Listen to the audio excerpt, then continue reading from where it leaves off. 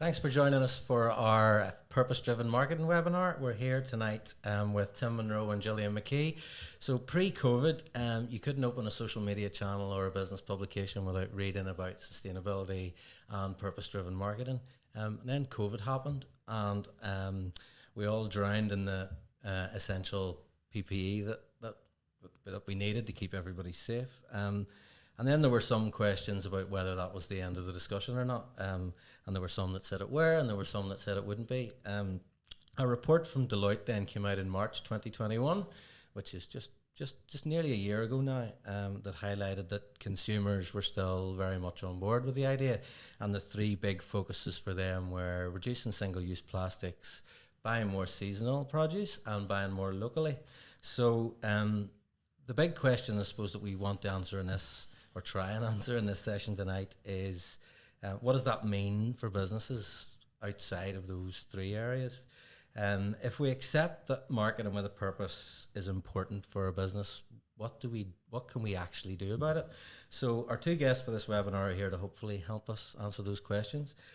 So on my right here we have Tim Monroe, who is Marketing Director at Smiley Monroe in Lisburn, and on my left we have Gillian McKee, who is the founder of Giraffe Associates. So if we start off, Tim, can you give us a little bit of an introduction into what Smiley Monroe are and what your business does? Yeah, of course. Thanks, Peter.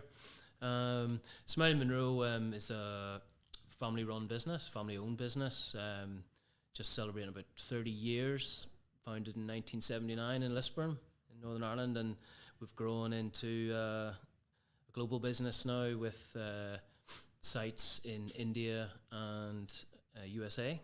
And we are essentially a manufacturer of industrial conveyor belts, serving customers in 10 industries, in everything from recycling and waste management to quarrying and environmental and road construction. Our headquarters is in Lisburn. We're now medium-sized company of about 200 people. That's us. Gillian, if you want to tell us a little bit about your business and a bit about your background. Yep. So I set up Giraffe Associates just towards the end of 2019. Brilliant timing. I had worked before that for about 22 years or so with Business in the Community, which is the kind of leading membership organisation for corporate social responsibility. So my background's very much in this space. And I set up Giraffe Associates to do consultancy work with companies on sustainability, ESG, purpose and values. Okay. And after a bit of a blip early on in the pandemic, as a lot of people, I imagine, experienced, then things have been busier than I ever expected them to be. Okay, great. So if we can start off, Tim, can you tell us as a business then when you started to look at that theme of sustainability and purpose and how you started those conversations internally and what the motivations were, I suppose, for trying to embed that in the business? Yeah, good question.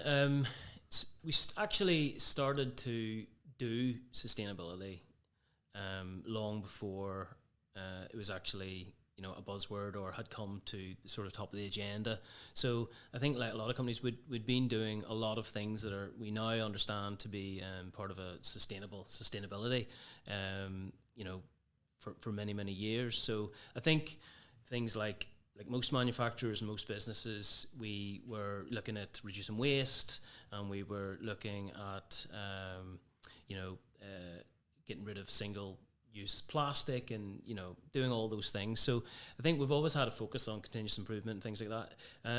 I guess sustainability, actually, we started using that word probably about 4 years ago but probably the end of 2017, on an off-site, we started to work with a consultant and try to establish some values, the company values. And, after, I think during that conversation then led to next year to another off-site, and the word purpose started to come up, and the consultant, Caroline Greenlee from Sustainable People, she said, look, here's the evidence of what sustainable companies outperform other companies. So companies with a purpose certainly outperform other companies, and I think that was when they made that commercial connection that some people need to see, you know, so it's not all fluffy. Okay. And I think after that, obviously COVID happened, as you guys have said, and there was like 2 years of the focus was on, you know, keeping people safe and you know, trying to get goods in and keep customers happy. So I think now we've picked that up with a vengeance, managed to how important was the work you did around setting the foundations almost with the company values to ensure that idea of purpose was embedded and that everybody was on board with it? Yeah, that's been really foundational, really critical actually, because establishing our high five values as we t-shirt. Yeah, I'm wearing the t-shirt. There's a big 5 on my back here, and establishing those values and that I think we're using the same process. We're using that process to tackle purpose, but the values we tested them. I think it was really important that we actually tested them. We involved the entire company in creating them. You know, we did a launch event in Titanic. Yeah, we launched in July 2018, and I was talking to our head of HR today, and she reminded me that we did actually test them before we launched them to see how they fitted, and I think that's what we learned, and that's what we're applying. The time that you spent in that was noticeable, because I remember when the future of marketing was in-person events before we started doing this webinar series, we ran an event on recruitment marketing. And, I remember. And a colleague of yours, and a new colleague of yours, but an old colleague of yours, that's right, Amy McCracken, that's right, came and delivered the presentation on the values. Yeah. At that event, and it was over in Gasworks, I think, a hotel over in the Gasworks. Yeah, that's right. His name escapes me. And I remember after that event, the amount of people that said to me after the event, there's obviously a lot of thoughts gone into that. Yeah. Was it deliberate, or did it just feel like that was the right way to do it? It just felt like the right way. It felt like, everyone's familiar with family values and it's a bit overplayed and all that, but, UK, we're only 200 people globally, but, I think it's been important for us not to take a corporate route, not to do a cut and paste, which I'm totally against. And I had been very exposed, like a lot of us, to mission, vision, values for years. I hadn't a clue what they were. Certainly didn't apply to us for a while. And they were all the same. You just changed the name of the company. Yeah. And I was like, no, we're not doing that. And then I said to the senior team and everyone, I said, look, we've got one rule here. We're not being boring. And we cannot have one of our values as integrity or trust, because we aim higher than that. Why would you hire someone who you didn't trust? So I think there was a good process there where the values were all there, but you had to unearth them. But it was getting them from 50 to 5. I think you're on. Is that the critical bit? Your values aren't something that you create. Your values are something that you actually go digging for and find out what they are. Yeah. Rather than something you say, okay, this is what we are now, and everybody better just say all this every time they're talking to a customer. Exactly. They're there. The company was co-founded by my father, Vaughan, who's just this week announced that he's stepping back as chair. And my brother was appointed to CEO. So that he had those values, that culture was there, and it's up to us to take care of that culture. And a test of your culture is you can't impose it, but someone walks in the front door, do people smile at them? As a friend said, one test of culture is if you go onto the factory floor and you go to use the toilets, are they clean? Could a customer go in there? And that's a test of culture. Do people respect the place? So they were very much there, but we had to make them unique, make them ours, and which were the ones that were going to guide us and we're going to live by, make decisions by, but not 15. Okay. You don't remember them? Moving on to you then, Gilly. I mean, Tim's outlined, I think, is a great process for going about that, defining values and culture. Can you talk to us a little bit about greenwashing and why it is to be avoided? Yeah, absolutely. I think this whole discussion here is around marketing with purpose, and I am someone who's a little cautious about marketing being in charge of purpose, sustainability, ESG, CSR, any of those things, I don't believe that should sit with the marketing department, because I do think that's where the danger of greenwashing comes in, because the marketing team potentially look externally. They say, oh gosh, there's a lot of interest in this area or that area at the minute, and we could what's the word? What's the word? Oh, I lost my words. We could make something of that, and I think greenwashing comes in really when you're overstating. No, I mean, what it is you're doing, when we sat down last week or the week before and had a conversation about this, I said over the years I've had conversations with people that have, to paraphrase them, have been, I'm writing our sustainability policy for the website at the minute, and immediately you're thinking, oh, okay, so who else has been involved in this? And very often it has just landed on the marketing person. I think that just shows a lack of understanding of sustainability and purpose, when that happens. And I think that's where the danger really of greenwashing comes in. And I'm saying that as someone whose career has, I'm not anymore, but I was in marketing for most of my career, within business and the community. I was marketing and comms lead there for a long time. But to my mind, the marketing department is there to reflect or mirror the values and the purpose of an organisation, not to decide what they are and put them out there and hope to get as much benefit as possible, because that's the end thing at the minute. But, greenwashing, sorry to go back to your question because I've gone off on one there, greenwashing is really where a company overstates what it is, overclaims the benefits of its products or services. It doesn't have the evidence to back up the claims that it's making. So I think that's great that earlier this year, just in January, the Competition and Markets Authority introduced the Green Claims Code, not the Green Cross Code, which some of us as a certain age might remember, the Tufty Club and all that. But the Green Claims Code is there now to provide a roadmap, if you like, for how not to greenwash and why it's important not to, because I think they looked at the time and they felt that, was it something like 60% of the websites that they had reviewed were potentially overstating their claims and greenwashing, and all that does then is undermines the good efforts of companies that really are doing good stuff in this space, and then the trust goes.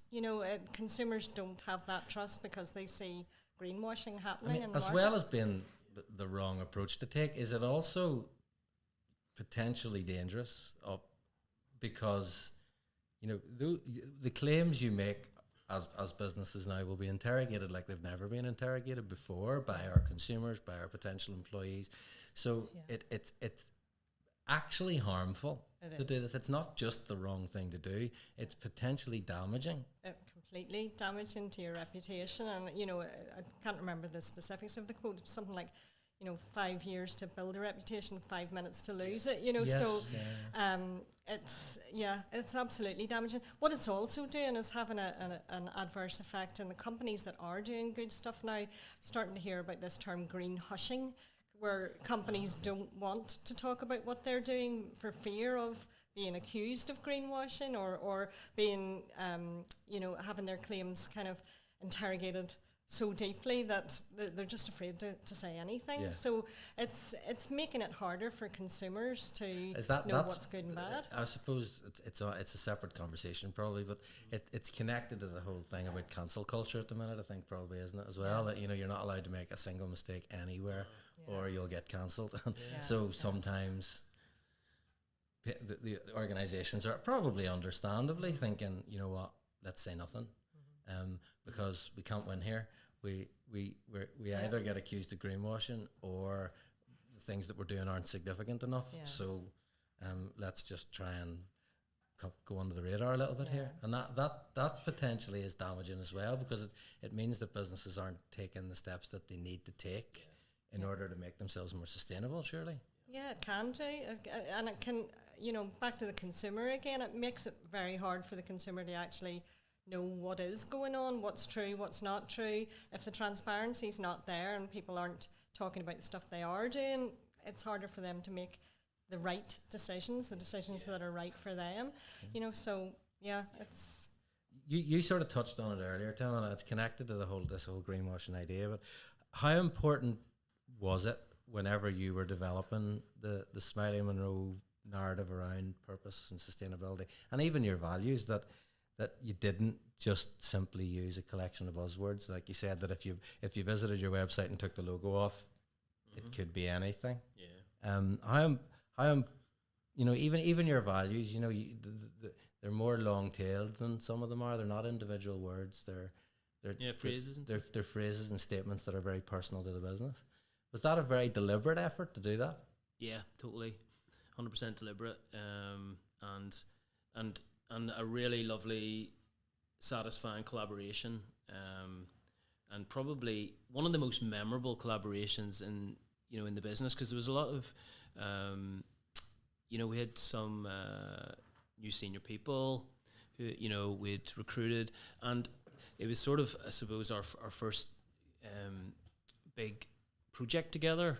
It was also the first project with an agency as well. So we thought, it was a great project to get, and to test somebody, but also just it was a really satisfying one. So yeah, we wanted them to be fully unique, because every company's got different DNA. They've got their own DNA. Every company is unique. Every person's unique. And I think, why do you want to be like everyone else? You're trying to convince customers of your USPs and things, but ultimately your USPs all boil down to your people, and that personality makes up the culture. So I think we thought, yeah, we have to. For instance, one of them there's a couple that we deliberated over, like, the fact we're a family business, but we wanted to connect ourselves to the whole global community and our customers and suppliers without saying stakeholders. So we came up with in the end, one big family. But there was a bit of a debate, because I think that before that it sounded a bit like a disco song, We Are Family. We had We Are Family, and I just heard that track every time, so we twisted a bit. So things like that, we had a bit of fun with. But it's not easy, flip a lot of flip charts and going to lunch and thinking it over and sleeping on it. But you got to find get the right right. one, you find the right one. I when I was in a previous business, I remember we did the same over 2 or 3 days. We all went away to try and figure it out, and it was, the first 80% of that 2 or 3 days was painful, while all the ideas, when you're trying to figure out something that satisfies everybody, that everybody can get on board with, but that still is concise enough that people might actually remember. Yes, that's the point, memorability. But once you get it, and that everybody around the room's got it together, it gives you a lot of confidence to sort of move forward with that then, knowing, because everybody's been through the pain of getting there together. So yes, that's the key. So when challenged about where did that come from, everybody can relate back to it. Oh no, that's there because of A, B, and C, and because we do this, and because this is important to us. Absolutely.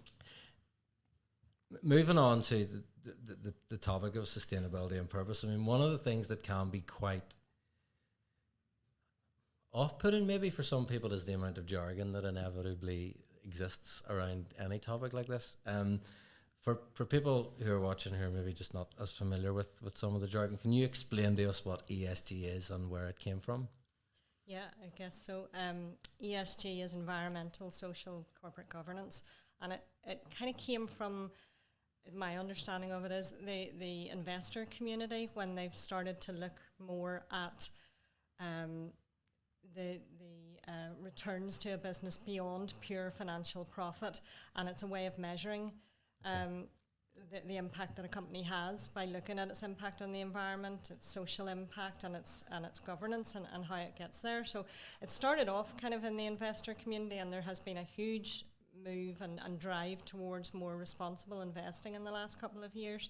But it's kind of being adopted now just as an alternative term for CSR and sustainability by some people. And there might be some purists out there that think, whoa, they're not the same thing, and they're not exactly the same thing, but they all come from the same place, right. Wanting to do better, really, with your business. So, I try not to get too hung up on which one is used by a company. Yeah, because when we sat down last week, we had this conversation, and you were saying, people's automatic assumption whenever they hear talk about sustainability and purposes can very often be the environmental thing, but the whole area goes beyond that, and that's people's immediate reaction is, what green stuff are we doing here that we can tell people about?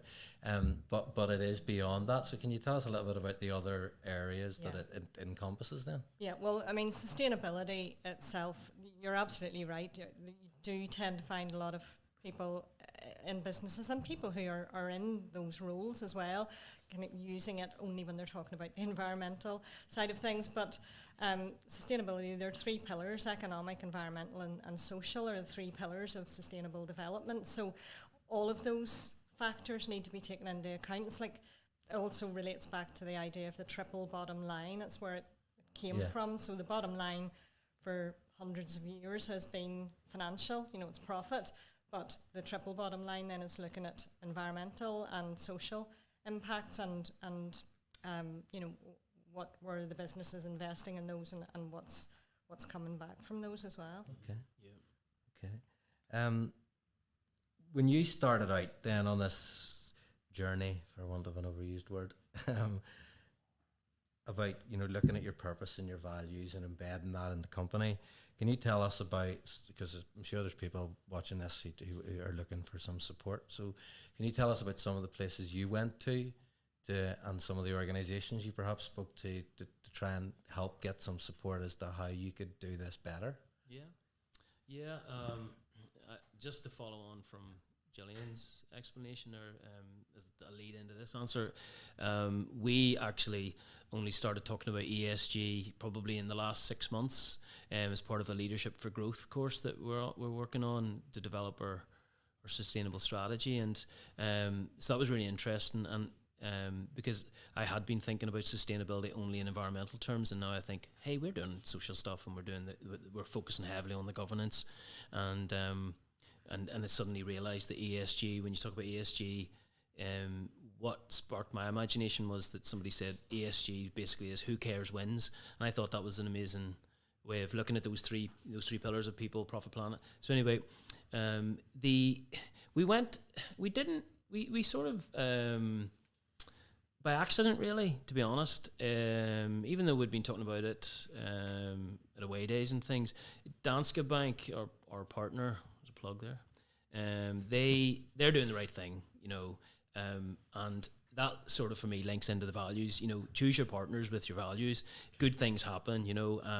They happen to be on that journey far ahead of us, but they said, do you want to be a guinea pig for this carbon literacy thing? An email came into my brother, pinged it to me because I was passionate about sustainability and things. Said, right, let's get Tim that, and I keep him quiet for a day or two. Keep him quiet. He's locked up in the house during lockdown. Poor guy's going mad. So I did those with the business in the community, and it was brilliant.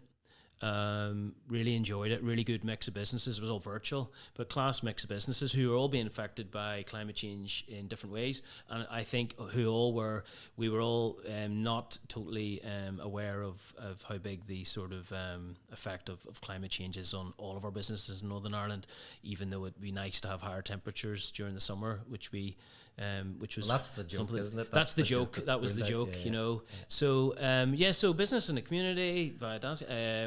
Apart from that, really just getting out and educating ourselves and going to events. Was it not just the carbon literacy training element of it, but hearing from those other businesses about all the difficulties that they were facing, all the blind spots that they had? Did that make you feel a little bit more comfortable about your own blind spots? Yeah, it made me feel more comfortable. It was just a wake-up call, really, because it is, as you were saying earlier, there's a lot of acronyms around and buzzwords, which we definitely avoided. And I think I was at a conference on Tuesday about sustainable reporting, and they referred to it as a sustainability soup, and there's this slide, and there's just all these different ways of reporting carbon and blah, blah, blah.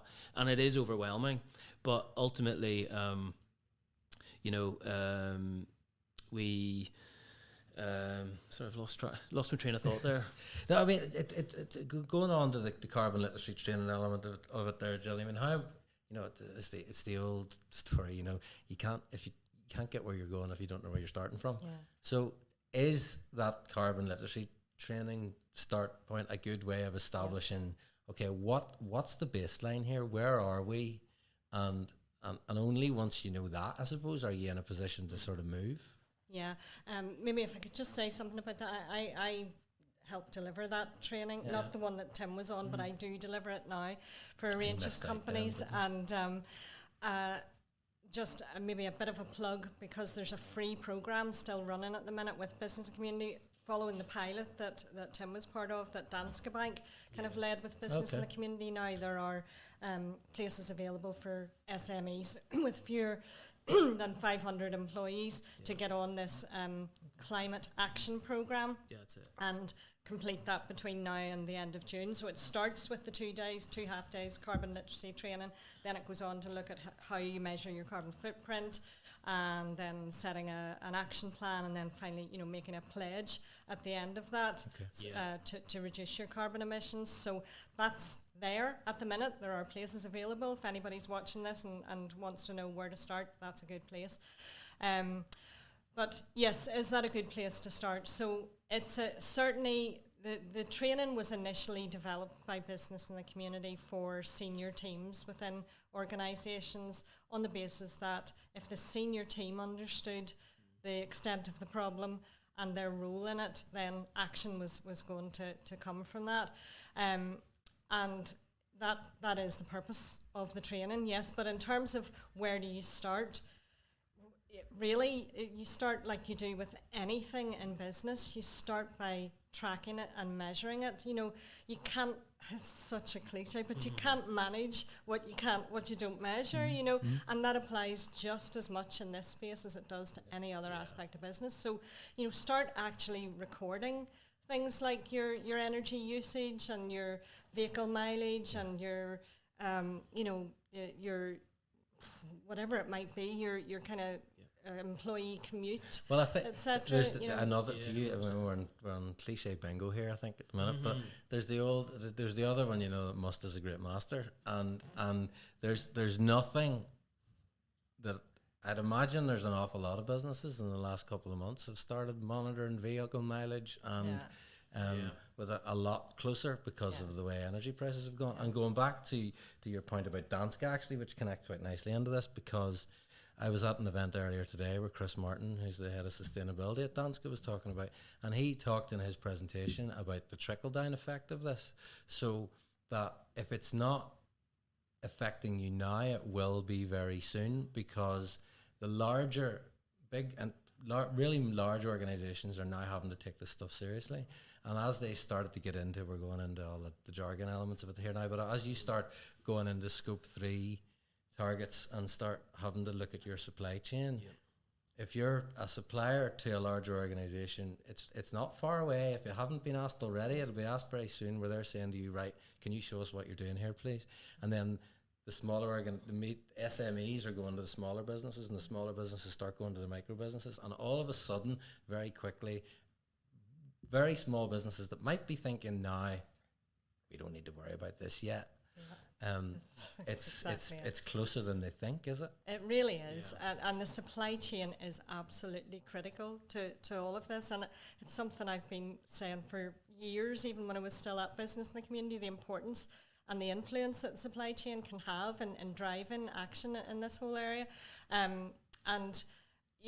We saw last year, towards the tail end of last year, we had COP26 in Glasgow, which can't have escaped people's notice. It was all over the news for weeks on end, where we had world leaders coming together to not do enough again on climate change. But in the run-up to that, we had hundreds and hundreds of companies signing up to the Race to Zero, and it wasn't only that one, there were 2 or 3 or 4 different initiatives, and everybody wanted to jump on that bandwagon. And I don't mean to be cruel about that, but there was a lot. I haven't heard too many companies in the last couple of months that are, you know, putting out there about signing up to that, because it seems like the heat's off a little bit when it comes to that. But when those commitments are made, whether it's, you know, net zero by 2030 or 2050 or whatever it is, the only way those organisations can reach those targets is by going through their supply chain and asking what they're doing, what are your emissions, because it is all part of, as you said, the scope 3 for those bigger companies. So this is definitely coming, and if you're not ready, you need to be. You need to start thinking about it. Plastic tax is coming in 1st 1st of April. That's another cost.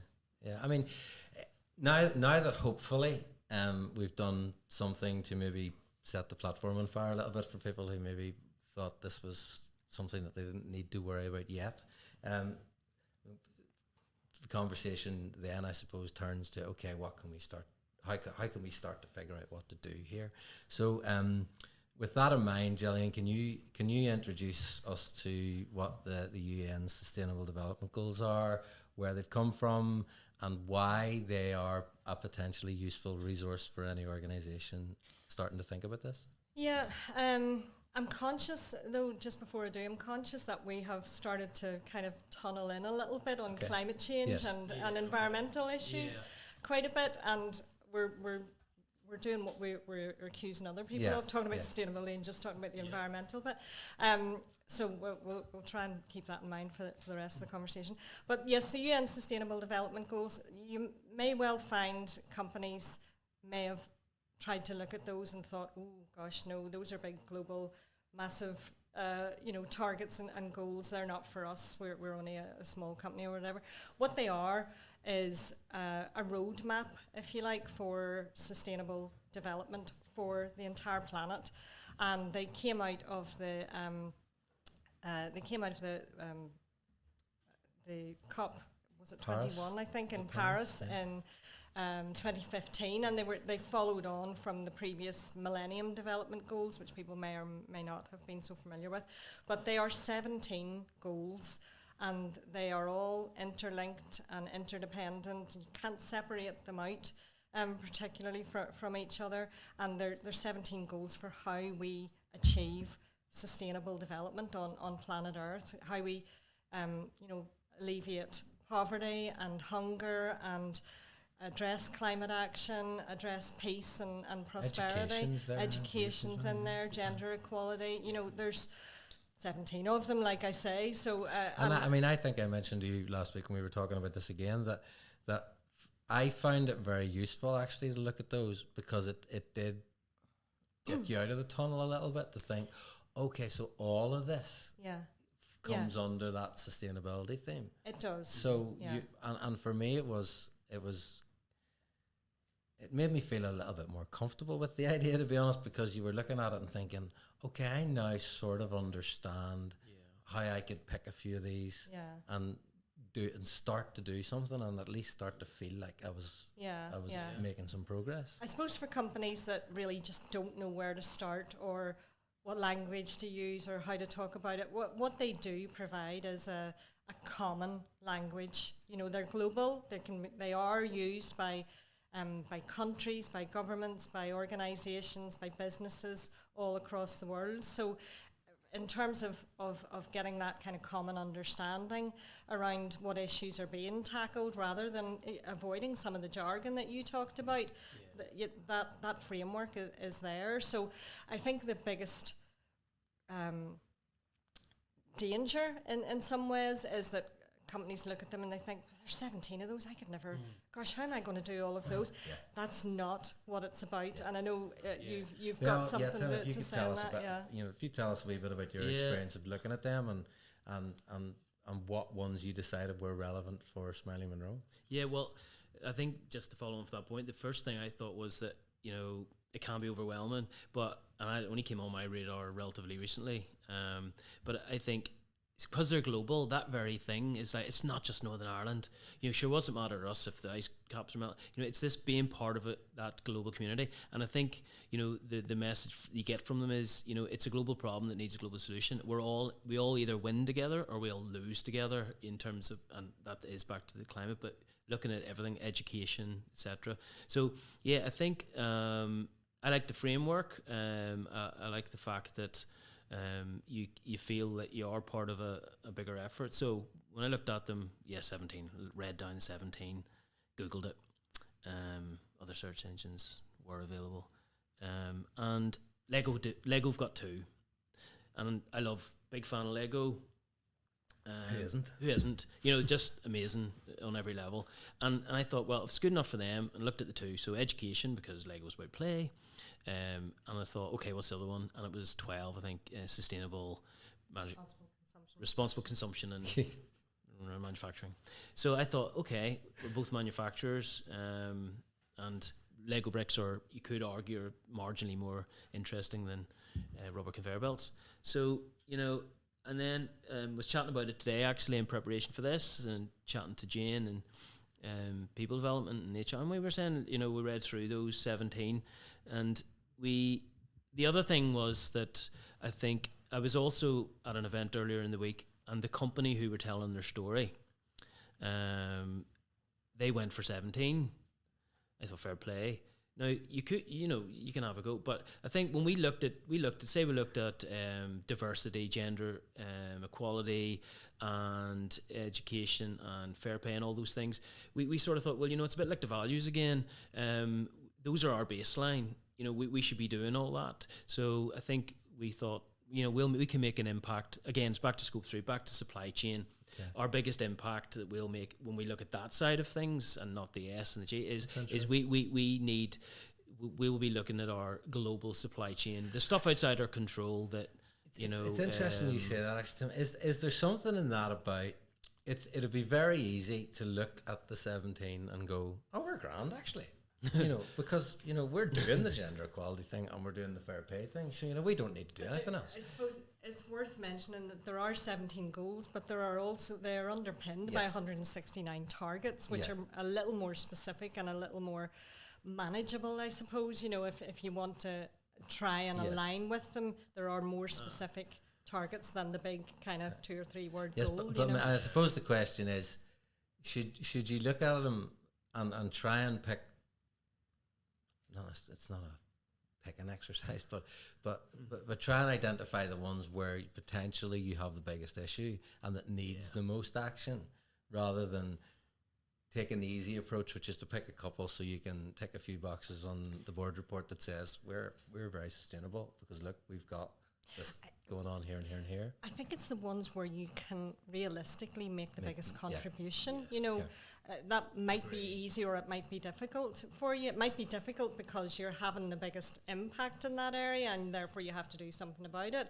But there's no point in picking, ones where it's just not particularly relevant and you're not going to be able to do much. No, I know that's not what you're suggesting, but yeah, I think it's where you can have the biggest contribution. Okay. I was at an event yesterday, actually, where give a plug to another organisation here called Accelerating Change Together, and it's a group of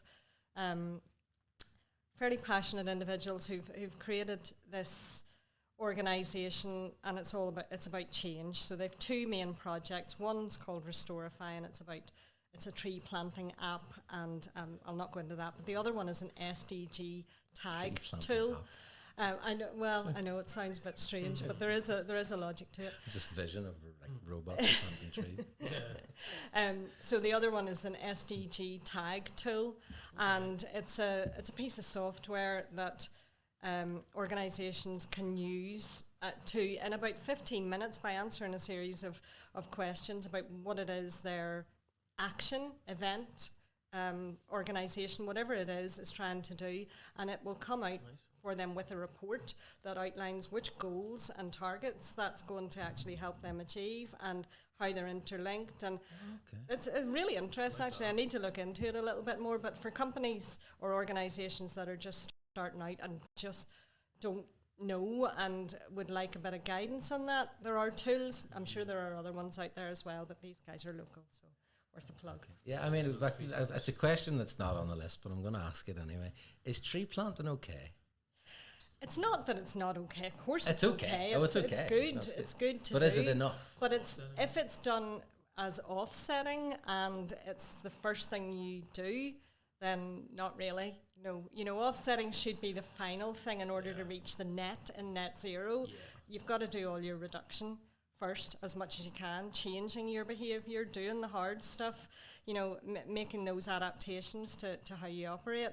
And then whenever there's stuff, that last wee bit that you can't actually do anything about, offset. Then you can do the offsetting. Gotcha. But of course tree planting is good. Trees, store carbon, so it's not bad. You mentioned one of the things you learned in the carbon literacy training you learned at Northern Ireland, what is the least forested in Europe? Least woodland least forested state or country in Europe, yeah. So it's got so I suppose there's been a bit of kickback, people saying, we're heavily reliant on agriculture, we've got lots of cattle, there's a lot of emissions, that we don't have much absorption, and obviously this the sea and the trees are probably the two big ones. So it's that we face a particular challenge. Can I give a plug for another one actually, which is a bit of Are you on commission here? No, not for another organisation, just for another carbon storage, natural carbon storage, peatlands, peatland restoration.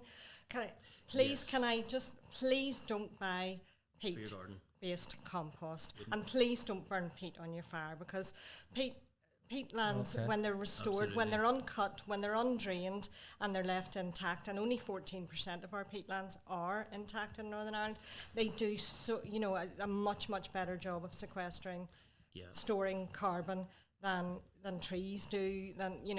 So that's a real plug of mine. I'm doing some work with Ulster Wildlife on that. Because it's a double hit, isn't it? Because there's so much stored carbon that gets released, and then you're losing what's going to. That's it. When you cut it, you're releasing all that carbon that it's been storing. So it and has, then you're burning it. and then you're burning it. So really don't do it. Just don't do it. Yeah, because we did a lot of work with Board Nimona over the years, and now they have changed their business model, I believe, from peat, etc., and energy production into the energy space, and they've got lots of lovely windmills all over the place.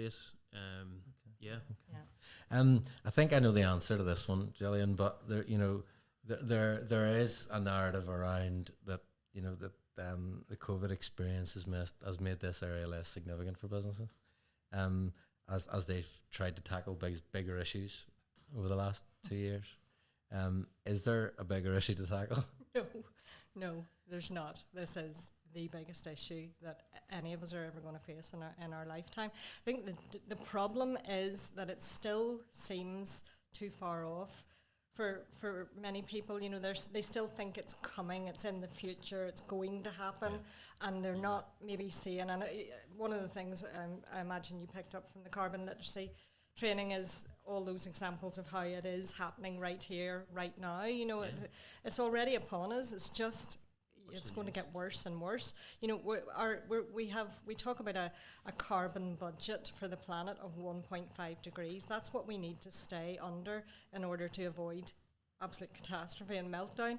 And we're already at 1.1 degrees on that scale. There's only 0.4 degrees left on it. So there is no bigger issue out there.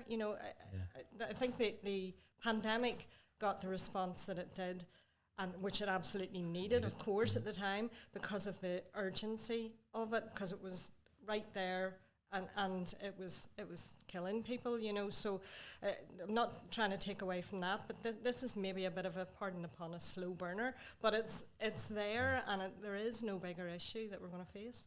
And you touched a little bit on it earlier, Gillian, that there are some organisations that might be worried about shining a light in the area. Because they're worried that they aren't performing as well as they should be, or that there are things that are happening in the business that they don't necessarily want to publicise. Back to your experience then, Tim, do you have to have a perfect strategy and answers to all the questions before you start communicating your ambitions and efforts? No, definitely not. Absolutely not. I think, one of the clarion calls that was every event I've been to recently has been it's never too late to do the right thing. And I think even if you do think, because like as you said earlier, we talked about making mistakes. We talked about, I'm seeing the connection here between innovation and greenwashing, and this, you mentioned cancel culture, people being afraid to say anything because they're doing the right thing, but they don't want to be called out.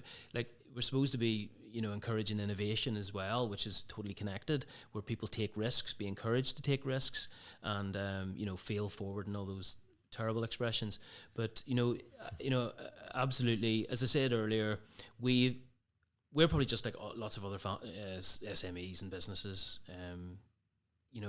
You're doing a lot more than you think, and it's a lot of it's just common sense. But I think just take a breath and actually start looking at what you have been doing and celebrate those successes, because a lot of Northern Ireland is very much don't like to blow their own trumpet, and I think a lot of businesses who have got sitting on gold mines, not literally, they are saying, oh, sure, we always do that. And you go, that's amazing. Especially if you're a consultant coming in, your fresh eyes are probably one of the biggest things you need to get on your business over the years. Get someone else to come in and be objective. And I think, Gillian, you'd go into businesses, and I bet you they tell you things, and you go, really?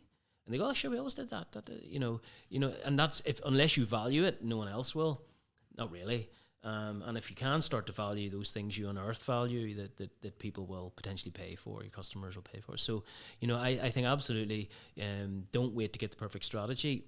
We're going to deliver ours by the end of the year in terms of sustainability strategy, in line with our company strategy and our vision and all that. So I think we're just getting stuck in.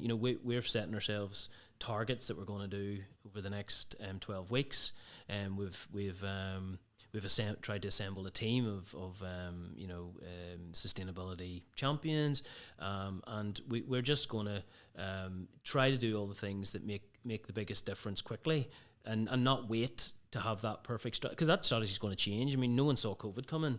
When we did our risk analysis a couple of years ago, no one saw the global shipping crisis coming as a knock on, and now no one saw I didn't, we didn't see the current crisis, in Ukraine. So, all those things, you've got to be agile, but I think you've just got to make a start. Okay. And I don't even have it on the website, we're talking about marketers earlier. We're working on that as we launch a new website over the next month, and there will be information there about what our pledges are and all those sort of things. But we just got on with it. But it's important to communicate it to your team and to your customers, because even today, one of our managers phoned me and said, Tarmac are asked us about our sustainability strategy, and they asked us what was the embedded carbon in our products, and he kind of went, we don't know. We don't know, but isn't it? We knew all the other stuff. Mm-hmm. We knew diversion from landfill tonnage over the last 3 years. We're now zero waste to landfill. Everything's recycled or goes to create energy. Nothing goes to landfill.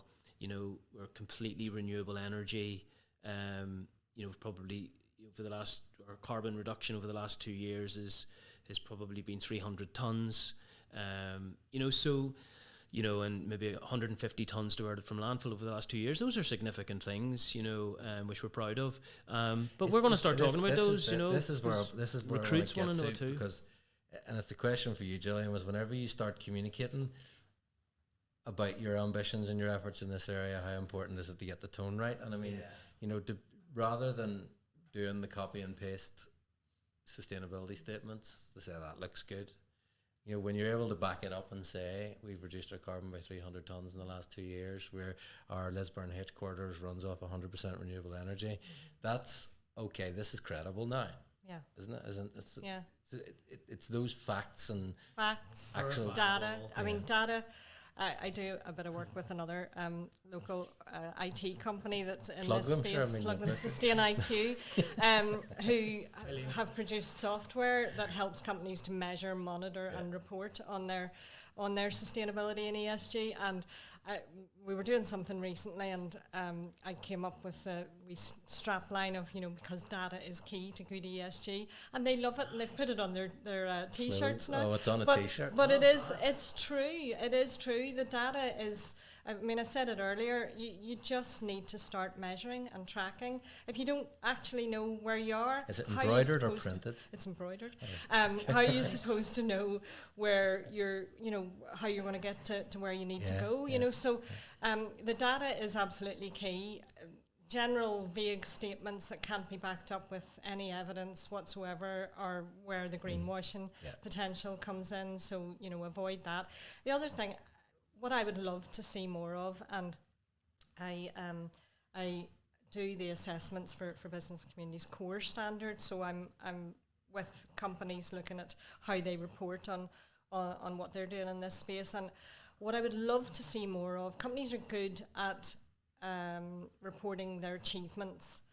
They're not quite so good yet at reporting their targets and their progress against them, and where they've missed the mark, and what they're doing to get back on track. And that's, I think, really, whether we're consumers or business customers, whatever we are, I think that's what we want to see, because that's real.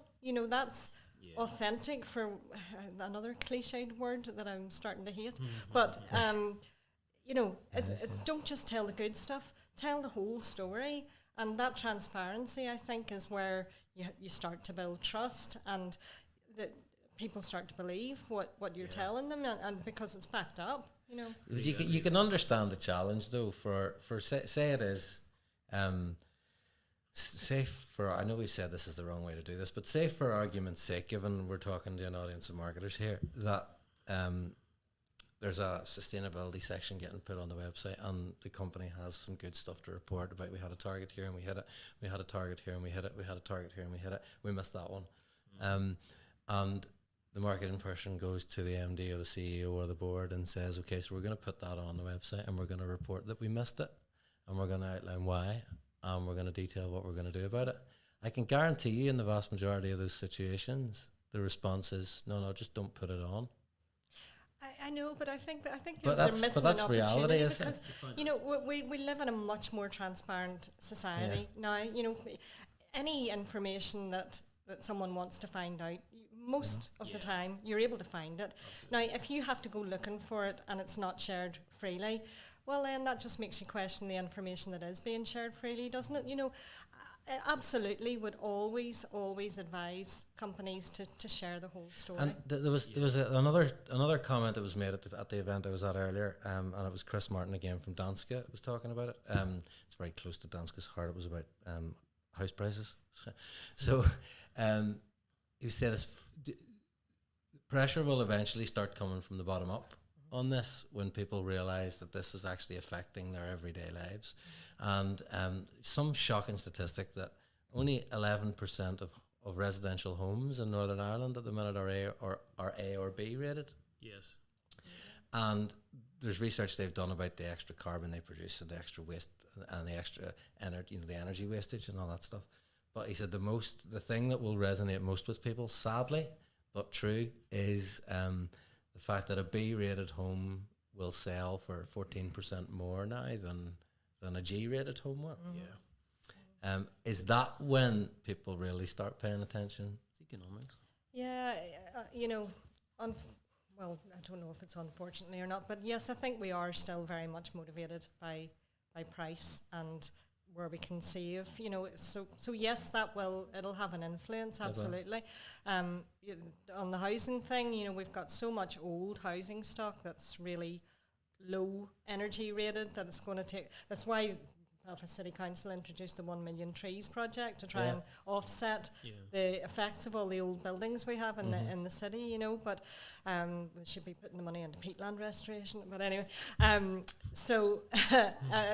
think whenever we see the impact on our pockets, I think we're in a real crisis at the minute, because people's pockets are being very badly affected by the energy prices, by fuel prices, cost of living going up, etc. And I was listening on the radio on the way here about, Rishi Sunak Rishi Sunak getting a hard time after the budget yesterday when he didn't do anything to alleviate those pressures for people. And those pressures are going to make it harder for people to make the right choices. When it comes to more sustainable options, which tend to cost a little bit more. So it's making it harder for us to reach the targets that we need to reach. It is because, in my own personal experience, when we did a house extension 10 or 11 years ago now, and we looked at, ground source heat pumps rather than, and it was like, can't afford that. When I've been looking at, changing cars, electric vehicles, can't afford that. So it'll be a diesel polluter again next time, please, because it's just too expensive. There are petrol vehicles available with lower emissions than diesel. But you know what I mean? It's some sort of hydrocarbon of some description. But a previous business I was involved in, we did quite a lot of work in construction demolition waste, and while there were people in that industry who wanted to do the right thing and wanted to make a difference, some were in the industry because they wanted to make a difference. Ultimately, it came down to a commercial decision, and if it didn't make financial sense, it wasn't happening. So I think this is. Again, we're part of the danger is it's financial short-term decision making, and that's what our economy's built on. It's built on annual targets and returns, quarterly returns, and if we're not careful, there isn't going to be any business or planet or whatever to actually have those financial returns. If you don't take care of the bigger picture, you can forget it. Your business isn't going to be here. It's having that long-term view. And I know that's difficult because it's such a change in mindset, but it's absolutely critical at this point. So business has to, we've been talking about consumers, we're obviously in business to business. We talked a little bit about the survey. Deloitte probably focused on consumers. That's I suppose that's a big argument. That's a big challenge that on the one hand, all these billions of people, and I think part of the target, as I was reading today, was the average global carbon footprint of a human being is 4 tons or something. 13. No, that's the UK. 7 tons. Is it 7 tons? And it needs to be, I don't know, 2 or something. Or 4. Be a lot less. Yeah, and I think it said we need to get. Now that's a big challenge because you might have 16 tons per person in America or something it's like 21 tons in America. 21. Oh, there you go. So the problem is people you might listen to those numbers and think, okay, I need to reduce that. But until you actually give people actionable steps that they can take afford to take. There are very simple tools out there on the website. World Wildlife Fund has a calculator, environmental footprint calculator. You can go on, answer some questions. It'll tell you where your biggest impacts are and what you can do to reduce it. This sort of leads me on to the next question I had, which is about, and I know me and Tim are of the same sort of newspaper choice, but it can be quite misleading sometimes to be in the Guardian reading ivory towered echo chamber, right? Well, you think everyone really cares about this, okay? And then you watch how people behave, and you look at some fast fashion brands who, despite us being told that consumers care more about the planet than we ever did, you see these fast fashion brands with big ethical issues and supply issues and carbon issues, reporting record profits. I know, it's funny, I was listening to a podcast this morning, and that exact point was coming up because the fashion sector, the Green Claims Code, that's where the focus is for them at the minute, is on the fashion industry because there is such an impact coming from there. And you're right, sometimes there's this gap between action and intention. So you might survey somebody and they'll tell you, oh yeah, absolutely, I'd buy a more sustainable product over one that doesn't make those claims. Actually, when it comes down to it, if there's a T-shirt in Primark, I'm allowed to mention particular shops, aren't I? Yeah. You've mentioned everybody else. Absolutely. For £2, well, great, I will have 5 of those instead of spending £20 on that sustainable cotton one. And is that the challenge? It's a big part of the challenge. Is that the challenge? The Yeah. Patagonia thing has to cost the same as the Primark thing. Well, I don't think that's ever going to happen because the Primark thing only costs that because that is entirely unsustainable. Yeah. People are not being, I mean, quite apart from the environmental unsustainability of it, what are the workers that are creating those Yeah. T-shirts being paid? And that goes Even back to less the than the sustainable P&O workers at the development minute. goals. Yeah. It's down to conscience, yeah. That goes back to the SDGs, doesn't it? Yeah. The Of fact course that it that is, this is one of these things that even as individuals or organizations, you can look at and go, actually, I'm going to try and change. And Change you behaviours. put you contribute to there. You make a choice every time you buy anything. You are making a choice, Yeah. and if you're not being mindful about that, you're saying, you know what, you know, why complain about your employer and perhaps whether what sort of pay increases we're doing, what's the maternity cost. You know, we've got very high standards on those, but yet you can go into a fashion brand and say, don't care if the kids are running around with no shoes on, my t-shirt's a £5. You can't do that. So I think you have to square that circle, It's about taking personal responsibility. All of us, every person has a responsibility towards this. Every organisation, nobody's exempt from this. We all contribute to the problem, so we all have to contribute to the solution as well. And I think that the point is that I think everyone would agree that it's big business industry, are the biggest polluters, and so we have to remember that, I suppose, we can't point the finger at each other. I think ultimately, if we make these small changes, we must, and I think at the same time, big business in particular areas, quite rightly so, can, by making small changes, make a bigger impact in the whole planet put together with change. So I think that's, it's being aware of those two things. You're right, but I do have it does strike me that our consumer-driven society is a big part of the problem here. The footprint, the individual footprint of an American, like I said, it's 21 tonnes. In the UK, it's 13 tonnes. In Malawi, it's 0.2 tonnes because they don't live the way we do. They don't consume endless products and goods that they really don't need like we do. And I'm as guilty of that as anybody else. Interestingly, you're starting to see that narrative coming through now, even on a TV ad. There's a TV ad at the minute that Ewan McGregor does, I think. Is it the for Levi's? Where he says yes, and Yes, he says, who's going to die thinking I wish I had more stuff. Yeah. And it's the narrative around that whole is changing, and you're starting to see that from brands like Levi's. So that's a sign that those that hopefully that's not a facade and I really hope that that's not just a very clever marketing campaign. I have to say, and a very clever agency that said this is how you get on board with the sustainability thing. But it seems genuine as much as it can, and that's from a very old cynical marketing person. So, I suppose I'm conscious of time, so wrapping it up. For anybody who's sitting watching this and thinking they would like to move this conversation on in their organisation, whatever level of seniority, whatever they're at, or whatever role they're doing, what would you suggest they could do whenever they go into the office tomorrow to try and start a conversation or to move a conversation on?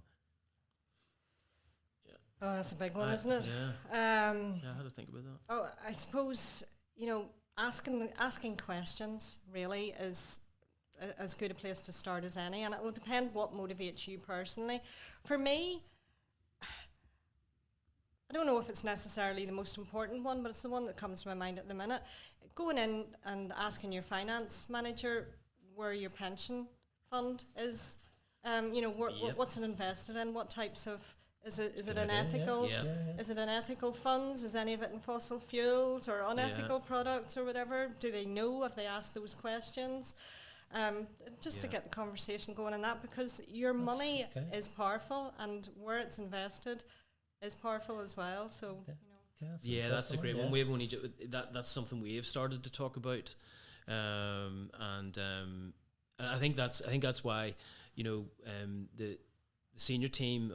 There's three of us involved in driving the sustainability, and there's. Not by accident, there's our head of finance, head of supply chain, myself, and there was that mixture of somebody who had passion about it, and along with and my brother was passionate about that, and I think because and we're lucky in that sense, because then that's top down, as you said, Jenny, and that's the way it works, and then you get other people enthused, and I think it reminds me that the finance are so well placed, because it's all about reporting, isn't it? And again, Grant Thornton was saying earlier in the week, give a bit of an overview of sustainability, and they said that when you're reporting, it's got to be verifiable, reliable, and objective. And I think when you look at where you're investing your pension funds, or are you buying throwaway plastic? Why is that still there? All those things. I would say to someone, again, go and ask questions, but just probably if you want to start making a change and you think there's maybe resistance or friction, I think